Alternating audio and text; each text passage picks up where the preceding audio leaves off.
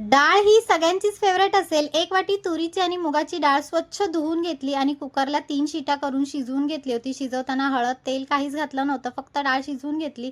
फोडणीला घालायचं आपल्याला बारीक चिरलेलं आलं, लसूण आणि कढीपत्ता आणि 2 सुक्या मिरच्या घातल्या होत्या. नंतर एक बारीक चिरून कांदा घातला होता.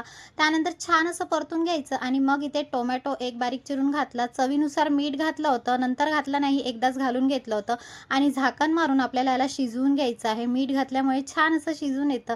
शिजून झाल्यावर नंतर त्याच्यामध्ये मी सगळे मसाले ॲड करत गेली होती. 1 चमचा मी मालवणी मसाला घातला होता, अर्धा चमचा घातली होती हळद, अर्धा चमचा धनेपूड, जिरेपूड आणि अर्धा चमचा गरम मसाला घातला होता. आज आपण एकदम सुकी डाळ बनवत आहोत, जी भाताबरोबर खायला एकदम टेस्टी लागते. इथे मी डाळ घातली होती आणि नंतर पाणी अजिबात घातलं नव्हतं. कोथिंबीर घालायची आणि छान आपल्याला उकळी येईपर्यंत त्याला शिजवून घ्यायचं आहे आणि मस्तपैकी गरम-गरम भात आणि डाळ, पापड आणि मी थोडंसं इथे लोणचं घेतलं होतं मिरचीचं, खायला एकदम भारी लागतं.